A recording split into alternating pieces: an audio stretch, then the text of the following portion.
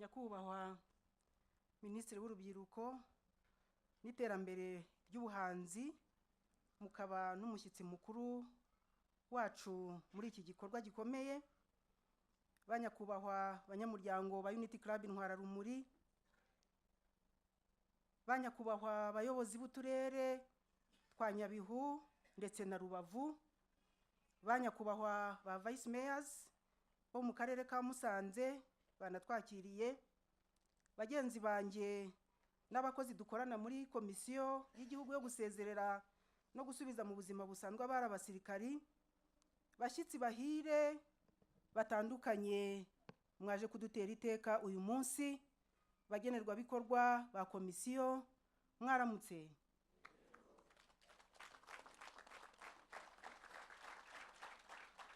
Mbanje kubasuhuza mwese no kubaha ikaze muri iki kigo cya Mutobo, kandi ndagira ngo mu izina rya komisiyo y'igihugu yo gusezerera no gusubiza mu buzima busanzwe abari abasirikari ndetse no mu izina ryanjye bwite, mumfashe dushimire tubikuye ku mutima nyakubahwa Perezida wa Repubulika Paul Kagame kubw'imiyoborere ye myiza iharanira icyagirira abanyarwanda bose akamaro. Iyo miyoborere akaba ariyo twese dukomeje kubakiraho, duharanira ubumwe bw'abanyarwanda n'ubudaheranwa bwacu ndetse n'umutekano n'iterambere rirambye. Nimumfashe tumuhe amashyi akwiriye.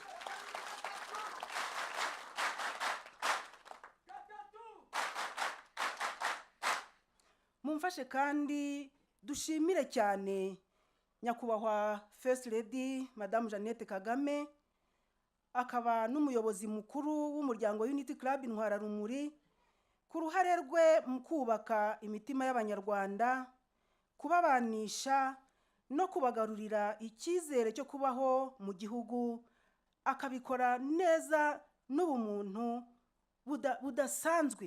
Nimumfashe tumushimire.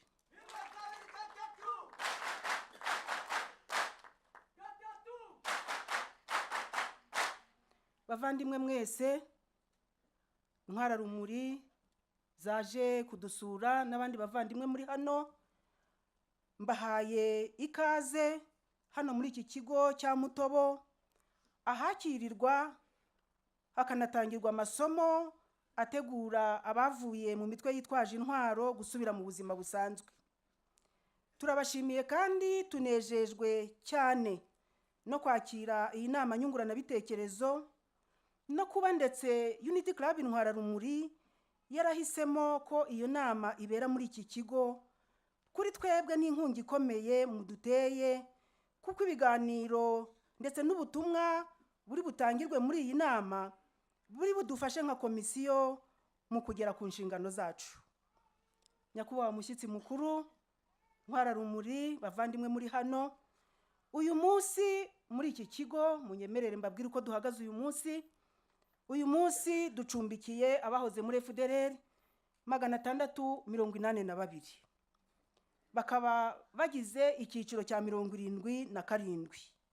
Muri abo bose harimo abari abasirikari 203, kandi nabwo muri abo basirikari abagore n'abagabo, hakaba harimo abo bitwa civilians associated with armed groups, cyangwa se abasivili batari abasirikari ariko bakoze akazi cyangwa se bagafatanya mu buryo bumwe cyangwa ubundi n'imitwe yitwaje intwaro.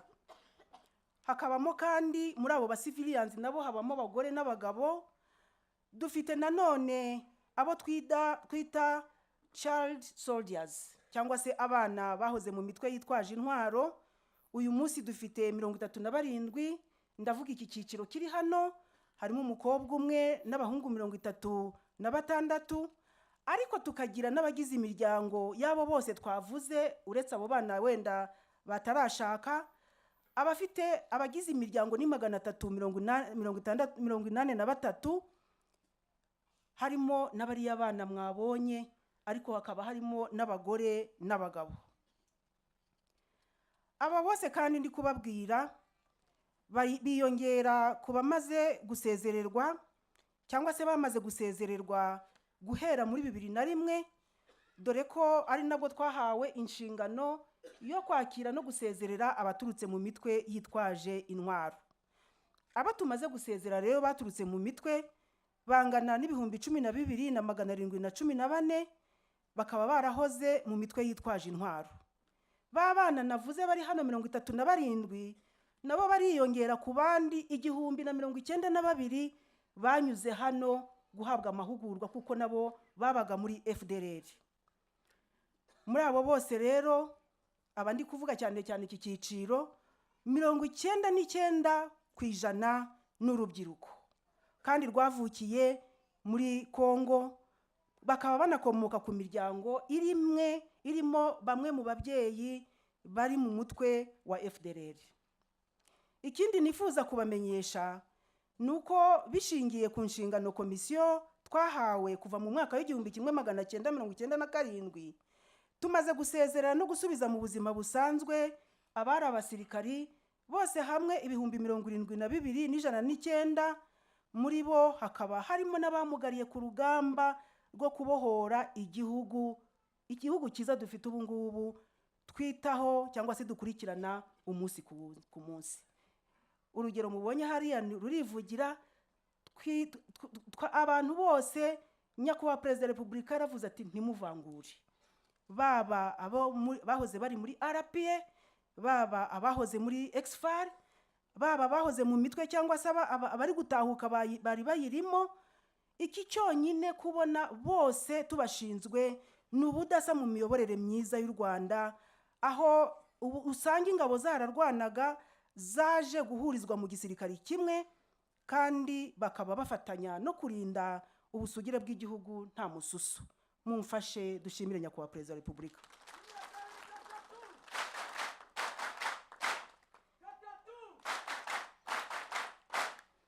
Nyakubahwa mushyitsi mukuru, bavandimwe muri hano, iyo abava mu mitwe yitwaje intwaro batahutse turabakira tukabahumuriza, dore ko batahuka bafite igihunga cyinshi bikanga buri wese kuko baba barabeshwe ko umuntu wese utahutse akagera mu Rwanda yicwa. Ariko ikidushimisha nuko uko iminsi igenda yicuma bagenda babona ko babeshwe, bagatinyuka, bagatangira kwisanzura ndetse no kuvugisha ukuri kose ku buzima bwabo no kubibera muri Kongo. Mu gutanga ubuhamya bwabo bagaragaza ko FDLR n'indi mitwe yishamikiyeho ko bafite ibikorwa by'ubwicanyi by'indengakamere muri Kongo. Bagaragaza uko ikora, uko ikomeje gukwirakwiza ingengabitekerezo ya jenoside n'amacakubiri n'urwango, ari nako ibangamira umutekano n'amahoro mu karere. By'umwihariko bavandimwe, munyemerere mbabwire ko urubyiruko rumaze iminsi rudusobanurira uko rwigishijwe ko bagomba kuvuga ururimi rwabo rwihariye rwitwa Igihutu, kugira ngo barusheho kwanga no kwitandukanya burundu n'uwitwa Umututsi. Ikindi kandi babigishije ko bagomba kurwana bivuye inyuma, kuko ngo u Rwanda ari igihugu cy'isezerano ku Bahutu, bifashishije rwa rugero rwo muri Bibiliya rwa Isiraheli cyangwa se ubutaka bw'isezerano. Rero bakababwira bati uko byagenda kose mugomba kurwana, nubwo twese twapfa hagasigara babiri, muzarwane kuko igihugu n'isezerano ryacu ry'Imana yavuze ko ari icy'Abahutu.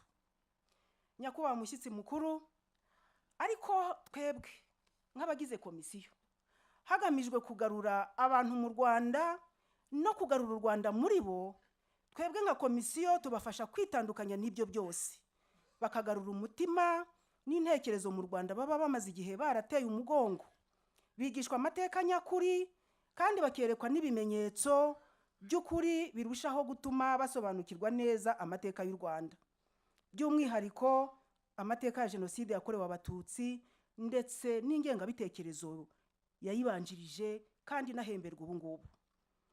Abo twakira muri iki kigo cya Mutobo kandi tubaha amasomo anyuranye abasobanurira icyerekezo n'amahitamo by'igihugu, amategeko na gahunda by'u Rwanda, harimo na gahunda ya Ndi Umunyarwanda, amahirwe abanyarwanda bahabwa n'imiyoborere myiza aganisha ku mibereho myiza n'iterambere, ndetse banasobanurirwa uruhare rwabo mu iterambere ry'igihugu.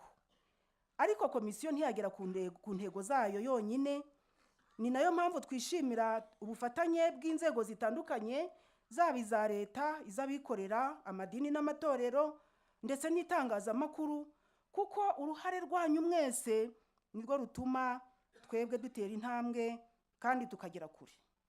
Niyo mpamvu rero bavandimwe, nongeye kubasaba kandi mbabwira ko uruhare rwa Unity Club mu kwimakaza indangagaciro z'ubumwe n'ubudaheranwa ari ingenzi cyane mu gushyigikira inshingano za komisiyo no guhindura imyumvire y'aba Banyarwanda no kubaha amahoro arambye mu karere u Rwanda ruherereyemo. Nyakubahwa mushyitsi mukuru, banyamuryango, bavandimwe, mbere y'uko nsoza ndagira ngo nongere mbahe ikaze kandi nsabe abateraniye aha bose kugira ngo dushimire umuryango Unity Club Intwararumuri wemeye ko iyi nama nyunguranabitekerezo ibera hano. Mbere y'uko nicara ndagira ngo mbahe agakuru gatoya. Twigeze kugira ibyiciro by'abantu bavuye mu mashyamba. Hari icyiciro cyari kirimo abantu barenze 800 cyitwaga 67, hari icyiciro cyarimo abantu bake cyane 68 n'ikindi bake cyane batagera kuri 30 cya 69. Tubashyira hamwe baba icyiciro kimwe. Muri icyo cyiciro harimo abana benshi,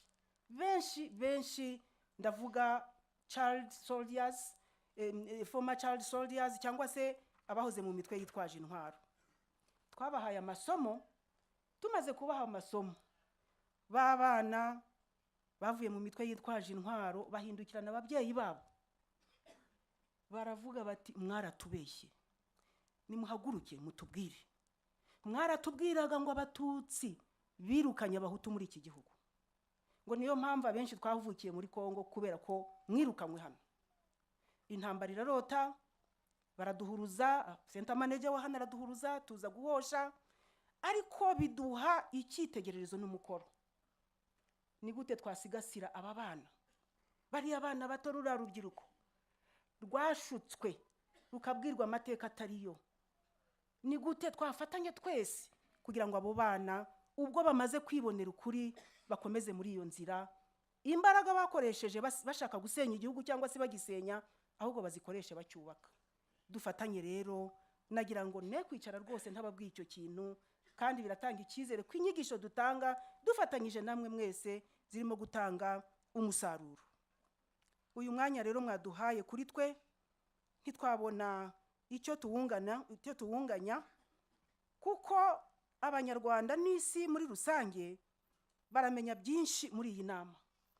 Baramenya byinshi, kandi ibyo nabyo byongerera icyizere aba bagenerwabikorwa turi kumwe ko u Rwanda twahisemo kubagaruramo, nabo bakaba baremeye kurugarukamo, ari u Rwanda mu by'ukuri rutandukanye n'urwo babeshywaga.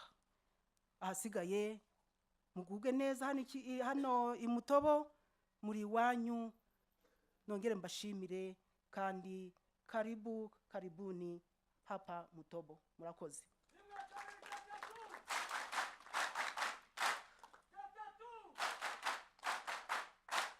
Bayobozi b'uturere twa Nyabihu na Rubavu n'aba vice mayor b'akarere ka Musanze katwakiriye, banyamuryango ba Unity Club Intwararumuri, bayobozi ba RDRC, muyobozi uhagarariye Ibuka, bayobozi mu nzego zinyuranye iza leta n'izigenga, abayobozi muhagarariye amadini n'amatorero, abahoze mu mitwe yitwaje intwaro bari mu rugendo rwo gusubizwa mu buzima busanzwe, abandi baturage mwese twatumiye, mwaramutse neza. Turabashimira ko mwitabiriye iki kiganiro nyunguranabitekerezo ku mateka ya Jenoside yakorewe Abatutsi n'urugendo rwo kongera kubaka ubumwe n'ubudaheranwa bw'Abanyarwanda muri iki kigo cya Mutobo Demobilization Center, ahantu hafite igisobanuro cyihariye mu rugendo rwo kongera kubaka ubumwe bw'Abanyarwanda. Mumfashe dushimire ubuyobozi bwa Unity Club Intwararumuri, by'umwihariko umuyobozi wayo mukuru nyakubahwa Jeannette Kagame, madamu wa perezida wa Repubulika y'u Rwanda nyakubahwa Paul Kagame, kuko ubuyobozi bwa Unity Club nibwo bwateguye ikiganiro muri iki gihe cy'iminsi 100 yo kwibuka ku nshuro ya 32 Jenoside yakorewe Abatutsi mu 1994.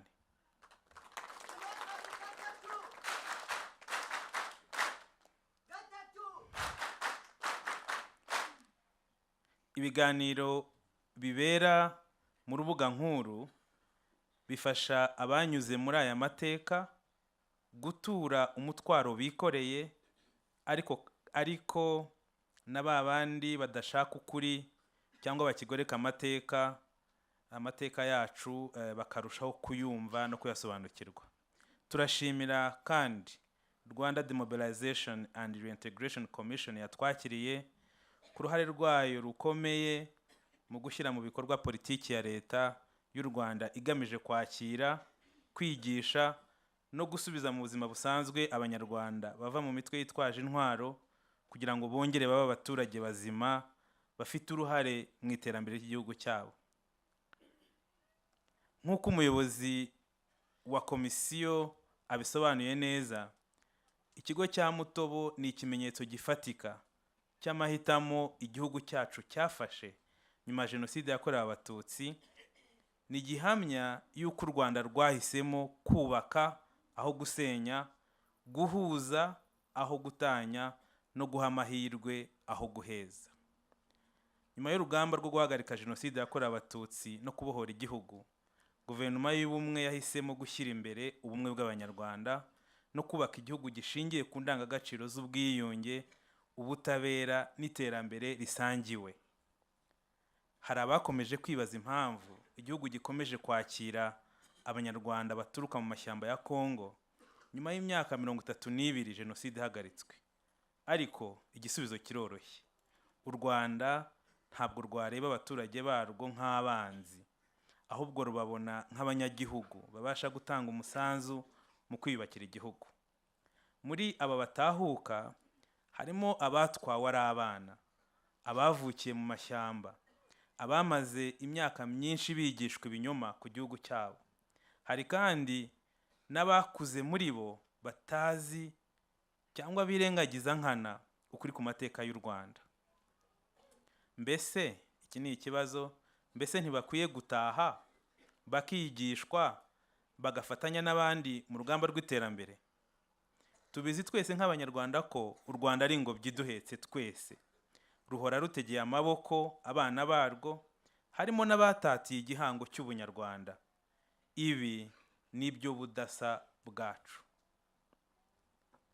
Bavandimwe, Jenoside ntabwo ibaho ari impanuka cyangwa ibyago bigwirira abantu, ahubwo ni umugambi utegurwa igihe runaka kandi ugashyirwa mu bikorwa hashingiwe ku ngengabitekerezo iba yarabibwe y'urwango n'amacakubiri. Iyo twiga cyangwa dusubiramo aya mateka, ntabwo tuba dushaka kwibanda ku byahise gusa, ni uburyo bwo kubaka ejo hazaza, dukomeza guha urubyiruko n'abazadukomokaho umurage w'ukuri, kugira ngo batazongera kuyobwa n'abashaka kugoreka amateka cyangwa gukwirakwiza ingengabitekerezo Jenoside mu buryo bushya. Nubwo akarere duherereyemo gakomeje kurangwamo ibibazo by'umutekano muke, by'umwihariko mu burasirazuba bwa Repubulika Iharanira Demokarasi ya Kongo, aho imitwe nka FDLR ikomeje gukwirakwiza ingengabitekerezo ya Jenoside, urwango no guhungabanya amahoro, amateka atwigisha ko nta mbaraga izo arizo zose zashobora gutsinda igihugu gifite ubuyobozi bwiza, gifite abaturage bunze ubumwe kandi biyemeje kurinda ibyo bagezeho. Bambwiye ko 99% ari urubyiruko. Rubyiruko turi kumwe. Nubwo bamwe mu bakuru bagize uruhare mu gusenya ubunyarwanda bakanabishoramo urubyiruko, ku rundi ruhande hari abakuru batoje abato ubutwari no gushyira imbere ubunyarwanda, bityo bagira uruhare mu guhagarika Jenoside, kubohora igihugu no kubaka u Rwanda turimo uyu munsi. Namwe mukwiye gukura musobanukiwe neza aho igihugu cyavuye, aho kiri n'aho kigana, n'inshingano mufite zo komeza kubaka igihugu cyunze ubumwe, gitekanye kandi giteye imbere. Gukomeza kurwanya icyadusubiza inyuma ni igikorwa kidusaba gushyira hamwe, turwanya abakomeje gukwirakwiza ingengabitekerezo ya jenoside, kugoreka amateka, guhindanya isura y'igihugu cyacu, kwibasira ubuyobozi bukuru bw'igihugu, by'umwihariko Perezida wa Repubulika n'ingabo z'igihugu RDF zagize uruhare mu guhagarika jenoside, bakaba bakomeje gukora ibishoboka byose mu kurinda ubusugire bw'igihugu. Rubyiruko, ibi bihora bivugwa, ariko reka twongere tubisubiremo. Ibyo twagezeho ntibigomba gutuma twirara. Tugomba gukomeza kuba maso.